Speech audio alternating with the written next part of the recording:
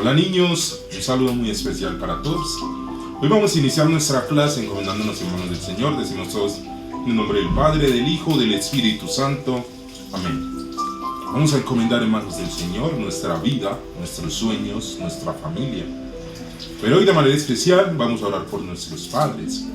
Sabemos que este fin de semana que ya pasó, estábamos celebrando el Día del Padre. Sabemos que los padres dentro de nuestra realidad familiar a veces son sinónimo de disciplina, son sinónimo de tesón, son sinónimos de silencio, son sinónimos de trabajo. Pero también cómo seguir fortaleciendo ese vínculo fraterno, ese vínculo de amor con los padres. Dile a tu padre que lo amas, no porque simplemente el fin de semana haya sido el Día del Padre, sino porque tu padre también necesita escuchar un te amo, también necesita escuchar un te quiero, también necesita un abrazo. Muchas veces nosotros somos más fraternos y somos mucho más cercanos con nuestras madres, pero de pronto con nuestros padres la relación en ocasiones, digo en ocasiones porque hay padres que son muy fraternos, pero en ocasiones la relación es un poco más rígida sobre la disciplina, sobre la relación de poder. Pero dile: papi te amo, papi quiero un día contigo, papi quiero compartir contigo.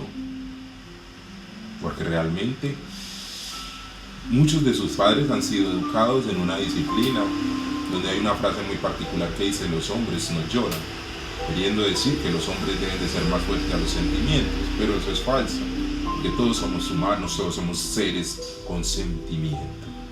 Por eso a tu papá también le gusta que le regalen una flor, también le gusta que le regalen una chocolatina, también le gusta que le den besitos, también le gusta que lo consientan, porque él es un ser humano. Sabemos que a veces mantiene agobiado, serio, malhumorado, pero también es por las múltiples situaciones que experimenta a nivel laboral. Precisamente por esa preocupación de que su familia no falte nada, esa preocupación de que tú, como tu hijo, como su hija, lo tengas todo. Hoy vamos a orar por ellos. Sabemos que siempre que nos referimos a Dios, hacemos una referencia a Dios como Padre. Entonces cada uno de ustedes que tiene su Padre, reconozca también en últimas a ese Dios.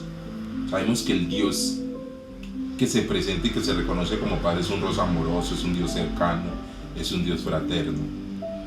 Pero si Dios se representa como un Padre, significa que el Padre acompaña, significa que el Padre guía, significa que el Padre ilumina. Regálale a tu papá ese poquito de fraternidad, ese poquito de amor. De que no sea solamente una cuestión de momentos, sino que se convierta en un hábito. Cuando llegue del trabajo, regálale un vasito de agua fría, regálale un vasito de jugo, siéntate un momentico con él a su lado mientras observa la noticia, mientras lee el periódico, mientras se toma un tinto. Cuando lo veas de pronto allá sentado pensando, dale un abrazo, que lo necesita. Tú eres la persona más importante para él. Oremos todos juntos diciendo: Padre nuestro, que estás en el cielo, santificado sea tu nombre. Venga a nosotros tu reino. Hágase, Señor, tu voluntad, así en la tierra como en el cielo. Danos hoy nuestro pan de cada día.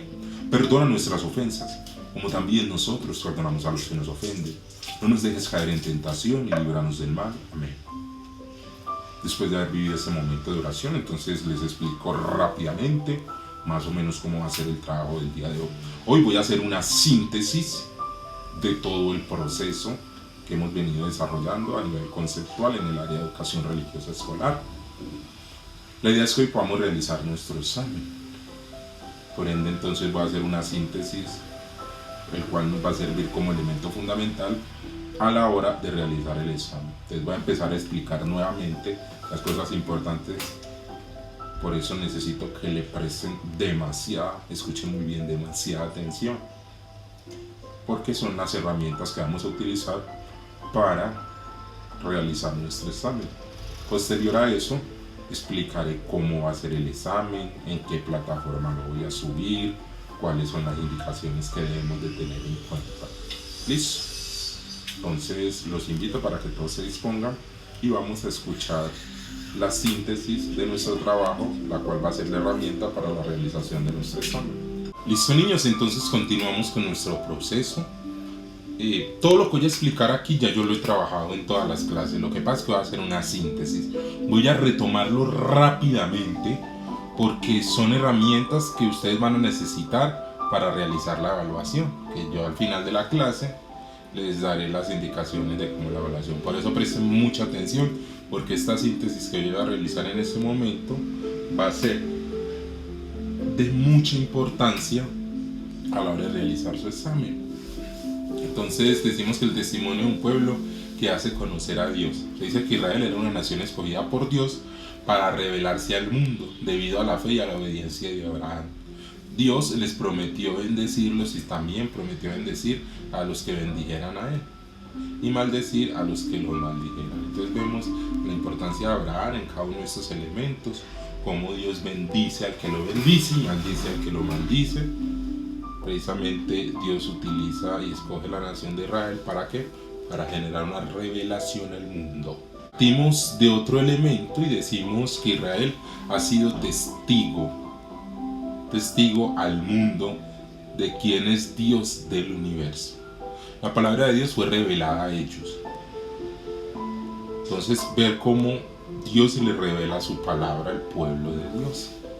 Y tanto los patriarcas como los profetas y a los apóstoles, todos ellos eran judíos. Entonces como ver la realidad de los judíos, del pueblo elegido, al cual Dios les revela su palabra y al cual los invita, ¿para qué? Para que sean testigos al mundo de quién es el Dios del universo.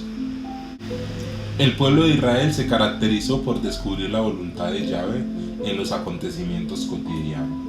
Entonces vemos cómo los acontecimientos del día a día, de una u otra forma, permiten descubrir la voluntad de Dios, al mismo tiempo que daba testimonio a través de su historia. De manera especial en el antiguo pueblo de Israel vivió dos experiencias que experimentaron descubrir a Dios como su Padre y Salvador. Entonces tengan muy en cuenta esto. Esas dos experiencias que ellos pudieron descubrir fue descubrir a Dios como Padre y como Salvador. Como Padre y como Salvador. La liberación de la esclavitud en Egipto y la larga travesía por el desierto. Ese es un Dios que lo libera precisamente de ese yugo de la esclavitud. Ellos eran un pueblo sometido, era un pueblo obligado, eran un pueblo esclavizado. Como les decía en la clase anterior, que no hablamos de esclavos, sino que hablamos de esclavizados, personas que han sido esclavizadas, porque todas las personas nacemos libres, todas las personas nacemos dignas, sino que lo que pasa es que hay algún tipo de personas que por el afán de querer acaparar riquezas, ni siquiera respetan a las otras personas y lo que buscan es esclavizarlas y someterlas para beneficio propio, para beneficio de los más ambiciosos. Partimos de un gran personaje y este personaje es Abraham. Dios prueba a Abraham al mismo tiempo que le muestra su especial protección. Tengan muy en cuenta esta palabrita, su especial protección. Ya cerca de la tercera edad nació el hijo de la esclava, que es Ismael, y después el hijo de la promesa, que es Isaac. Tengan muy en cuenta este elemento. El hijo de la promesa no es Ismael, el hijo de la promesa es Isaac. ¿Por qué el hijo de la promesa es Isaac? Porque el hijo de la promesa él lo tiene con su esposa, mientras que Ismael lo tuvo con su esclava.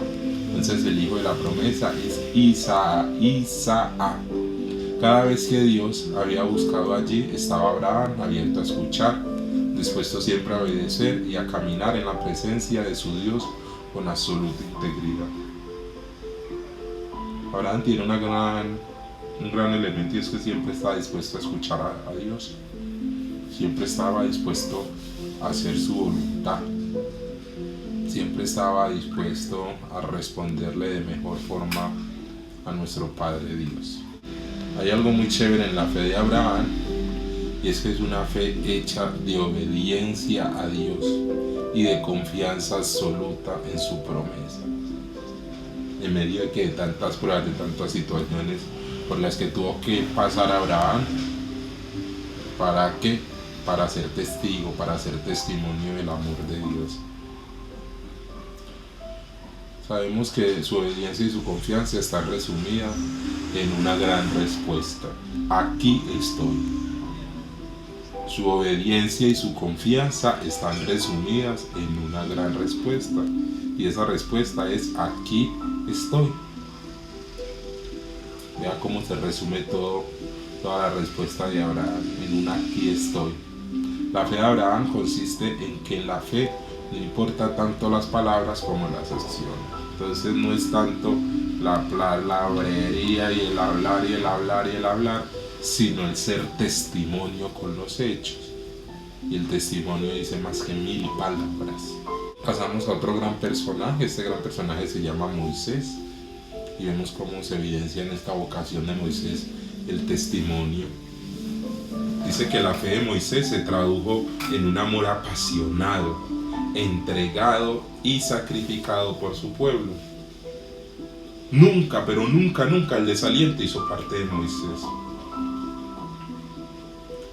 Muy al contrario, era un hombre que oraba mucho, un hombre que oraba con intensidad, porque por las realidades del pueblo, que a veces no entendía la voluntad de Dios.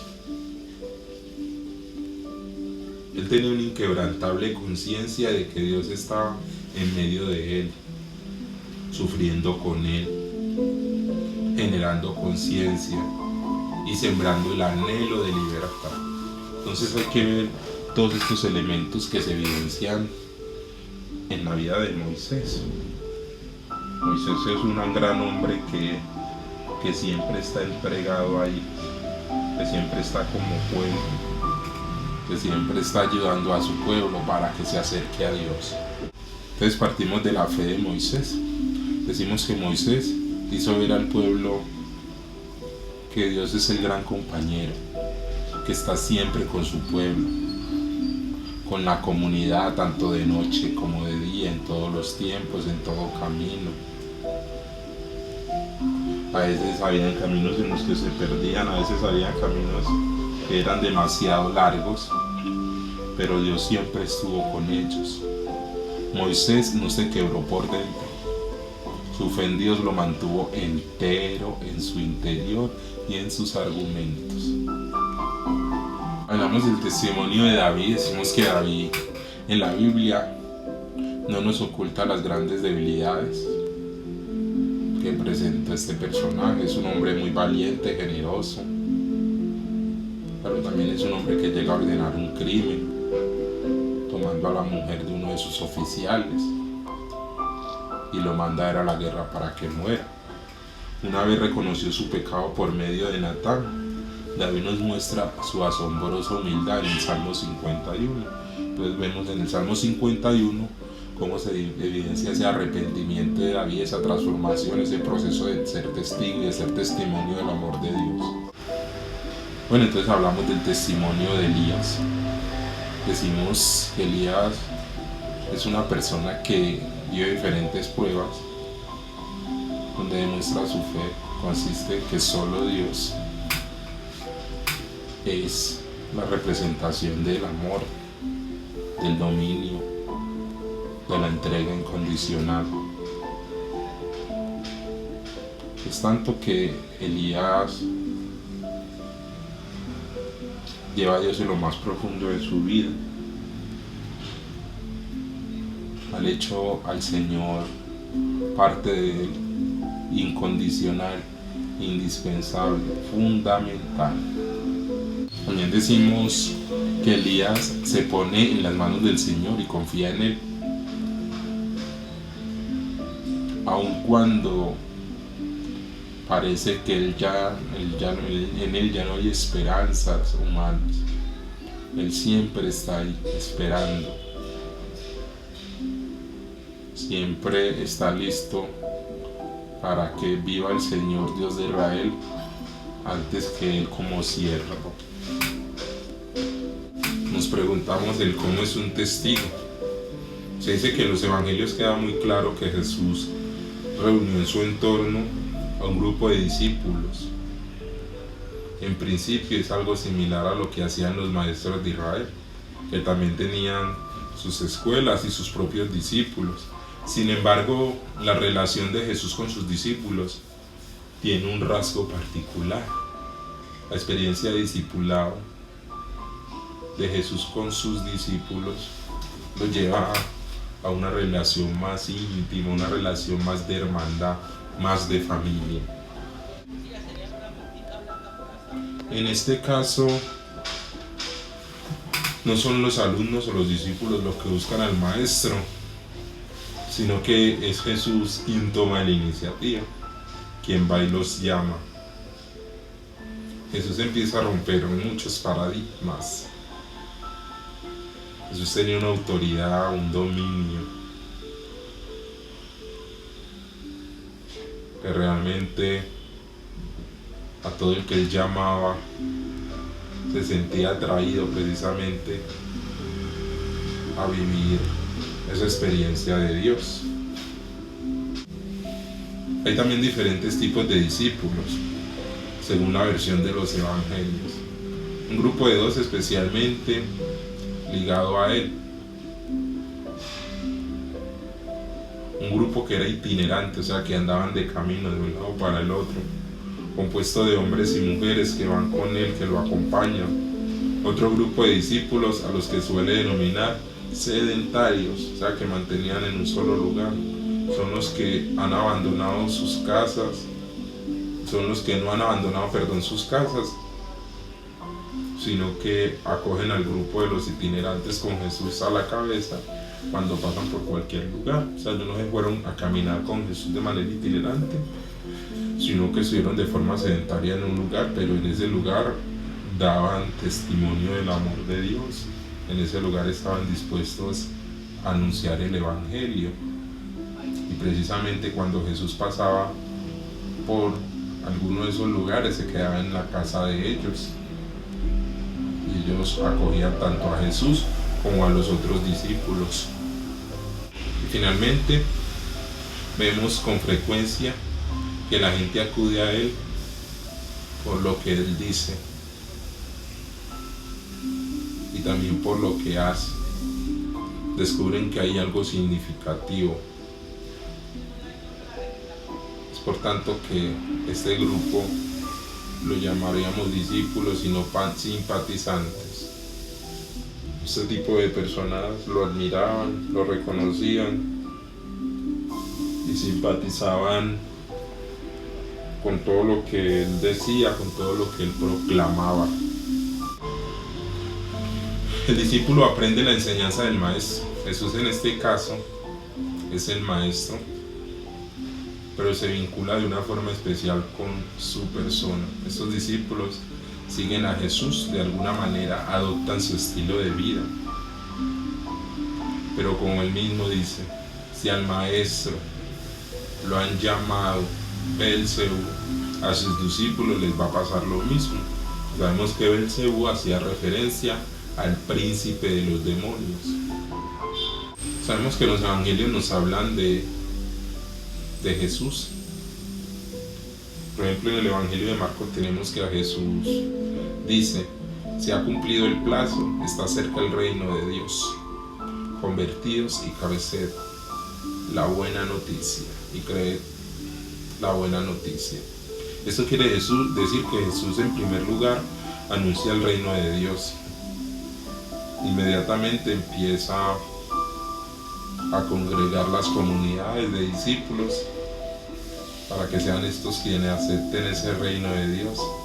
Todos están llamados a visualizar tanto los valores que a su vez van a ser enviados para proclamarlos posteriormente. Él coge, llama a los discípulos, los prepara, les habla sobre el reino de Dios, y ese reino de Dios es el que después los discípulos van a proclamar al mundo entero.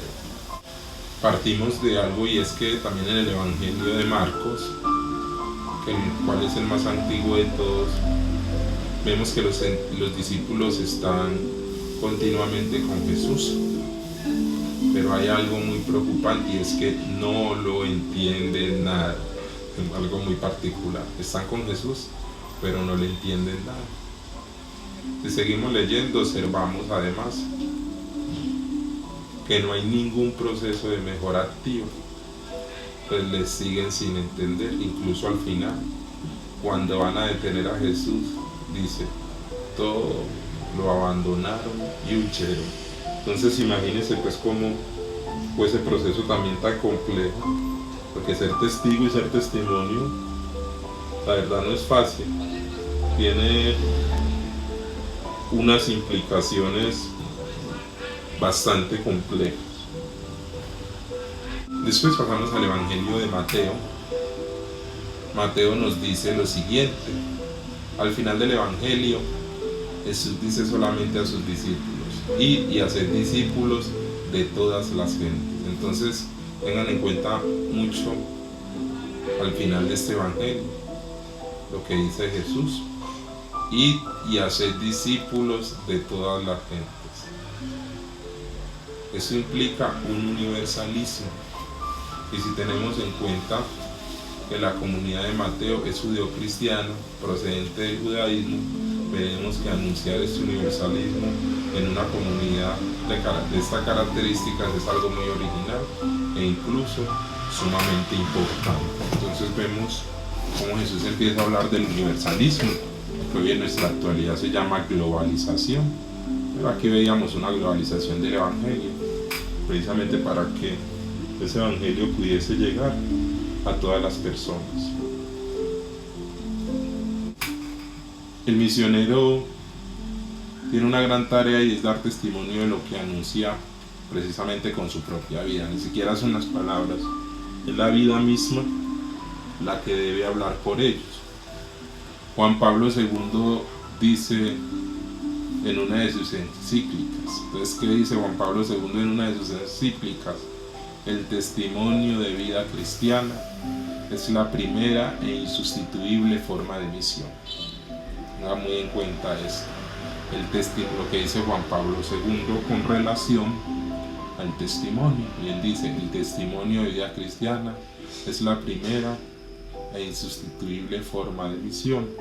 Vimos de otros elementos, y es que el ser testigo de Jesús, al final del Evangelio de Lucas y al comienzo de los Hechos de los Apóstoles, Jesús dice a sus discípulos: permaneced en la ciudad, recibiréis el Espíritu y seréis mis testigos en Jerusalén, en Judea, en Samaria y hasta los confines de la tierra.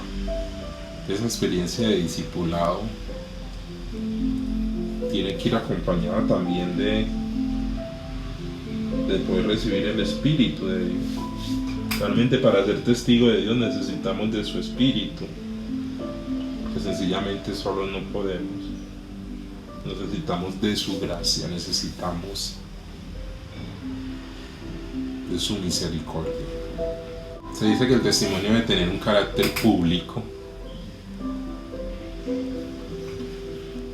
En un juicio, la persona que da testimonio se autoimplica en la verdad y finalidad de lo que dice.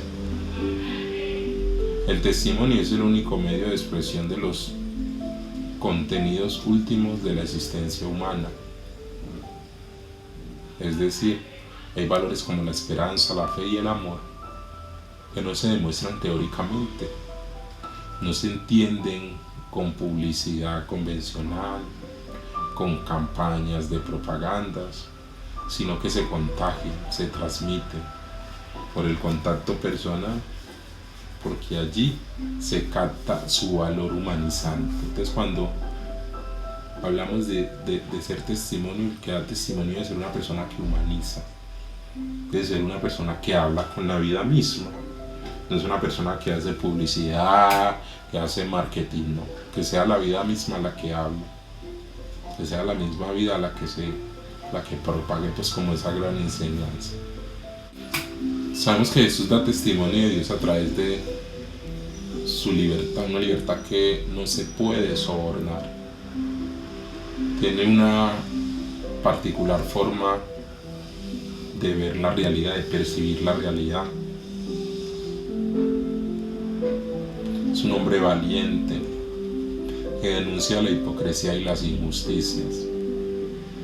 Es un hombre misericordioso que da un testimonio de esa relación cercana que mantiene con Dios. ¿Por qué? Porque se presenta a Dios como un Padre de amor. Se presenta a Dios como un Padre de perdón. Se presenta a Dios como un Padre misericordioso.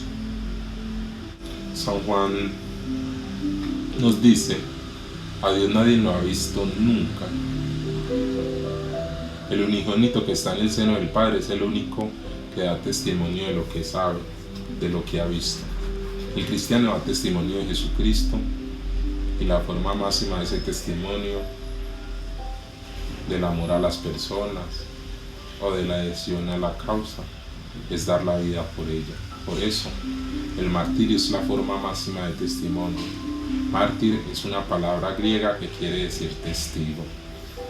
Entonces es importante entender que un mártir es una persona que llega a una experiencia de testimonio tan profunda que entrega hasta su propia vida. También vemos como en el Apocalipsis San Juan subraya que ser discípulo de Jesús es ser testigo. Repite la expresión muchas veces. En este libro se expresa una comunidad que se enfrenta a un endiosamiento del Imperio Romano y que no rinde culto al emperador. La comunidad del Apocalipsis no está dispuesta a confesar al César como Señor, porque para ella Jesús es el único Señor. Ahí vemos cómo se presentan cada uno de estos elementos en la comunidad del Apocalipsis. Entonces la apocalíptica también era un género de expresión, pero sabemos que todo lo que quiere representar en el Apocalipsis es en última su descontento con el sistema de gobierno del imperio, del César, que no lo reconocían como Señor, sino que el único Señor para ellos era Jesús. Sabemos que el testimonio se expresa como una resistencia contra el poder despósito de Roma. Ellos eran muy déspotas, trataban muy mal a las personas. Como esperanza en que Dios hace justicia en el futuro definitivo, no pertenece a la bestia tan imponente, sino que en la Jerusalén definitiva se presentarán en los tronos los que dieron testimonio de Jesús y no adoraron a la bestia ni a su imagen, no aceptarán su sello ni en la frente ni en los labios. Cuando ellos hacen referencia a la bestia, se refieren al imperio romano que los tenía sometidos. Y realmente lo que quieren es rendir culto a Dios, dar testimonio de Jesús, y no dar testimonio al imperio, el cual ellos lo representan como una bestia en el Apocalipsis. Las palabras solas no bastan. Hay situaciones límites en las que solo cabe el testimonio de que nuestra vida está anclada en una esperanza que atraviesa la historia, de que al final prevalecerá la justicia y no la violencia, y que la palabra última será el amor. En la Escritura se llama a Jesús el testigo fiel y veraz. La carta a los hebreos nos invita a que tengamos puestos siempre los ojos fijos en Él, en Jesús, el testigo fiel y veraz. Después de haber escuchado como toda esta síntesis con relación a lo que hemos venido trabajando, un elemento fundamental para realizar nuestra evaluación, me dispongo a explicar cuál va a ser la forma para la realización de esta evaluación, para que ustedes tengan todos los elementos necesarios y puedan obtener unos excelentes resultados. Listo, niños, después de haber escuchado la síntesis de todo lo que hemos venido trabajando en este segundo periodo, la cual va a ser muy importante para la realización de nuestra evaluación. La evaluación va a estar montada en la plataforma del Sistema 1. Voy a poner una actividad que se va a llamar Evaluación Religión. Entonces tú vas a coger y eso va a traer un link. Le vas a dar clic al link. En el link te va a aparecer de la siguiente forma. Te aparecerá evaluación del grado quinto. Hay una parte donde dice nombre completo. Es obligatorio que pongas tu nombre completo y al lado tu grado. Ejemplo. Ya te voy a dar un ejemplo de cómo lo tienes que realizar. Tú coges y pones evaluación de religión, grado quinto, nombre completo, Urbano Palacios Blandón. Y al lado pones quinto A si eres de quinto A, o quinto B si eres de quinto B, o quinto C si eres de quinto C. Después viene la opción para elegir la respuesta. Dice así: ¿cuál es la nación escogida por Dios para revelarse al mundo? Medellín, Israel, Camerún o China, perdón. Entonces usted ya coge y mira cuál de esas. Yo por ejemplo elegí Israel, no sé si me equivoque o no me equivoque, ustedes saben más que yo. Y así van a hacer cada una de las preguntas. Al finalizar te va a dar una opción que te va a dar enviar. Tú envías tu evaluación y automáticamente eso te va a mostrar cuáles respuestas sacaste buenas, cuáles respuestas sacaste malas. Esa información me llegará a mí. Yo con esa información cogeré y subiré tus notas pues a la plataforma con relación a lo que saques. Es una evaluación muy sencilla. Vas a tener hasta la 1 de la tarde de mañana. ¿Qué significa? Que tú empiezas tu clase ahorita, la observas, posteriormente a la media hora o 20 minutos en la misma plataforma, después de ver el video, encontrarás su evaluación. Siempre la evaluación la vas a conseguir media hora después de haber visto la clase. ¿Para qué? Para que tengas la posibilidad primero de observar el video y después de realizar la evaluación. Porque hay muchos de ustedes que hacen las cosas un poquito al revés, entonces como para evitarnos ese tipo de situaciones, yo les monto la clase y a la media hora o antes de la media hora les monto la evaluación. Entonces para que lo tengan en cuenta, espero que tengan muy buenos resultados. Igual van a tener hasta la 1 de la tarde de mañana. Significa que usted hace su evaluación ahorita y si por ejemplo usted dice, no, es que yo no sé manejar esos sistemas, voy a esperar que llegue mi papá del trabajo y su papá llega por ejemplo a las 7 de la noche, entonces para que tengan el tiempo pertinente y puedan realizar la evaluación. ¿Listo? Muy bien, que estén muy bien. Un abrazo gigante. Los quiero mucho.